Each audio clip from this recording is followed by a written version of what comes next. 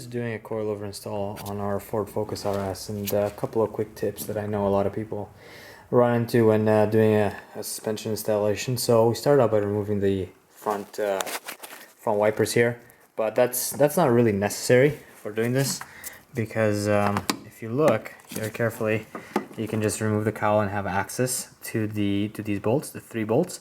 You're not going to be able to adjust any sort of rebound or dampening if your shocks have that, because without removing this this strut tower or making a hole in here. But regardless, you can access the shock tower bolts to remove the suspension.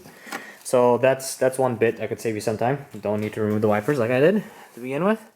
Then the second bit is that if you go underneath here, so the toughest one is getting this this knuckle out, and there's a few very good tricks to do it.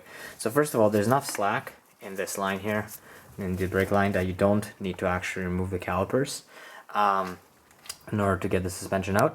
However, to get this knuckle here out, you want to reverse thread the bolt. So you can see right there, that's reverse threaded into there, and put a plate in behind. So we have here a plate that I just used, and I set that in behind the bolt, and that spreads the knuckle over. You're almost gonna bottom out the bolt, so don't overdo it there. You just need to get it a little bit loose. Then after that, keep the strut still attached to the top, so the strut mount, and you can push back on this knuckle, or push down on this knuckle rather than wiggle it.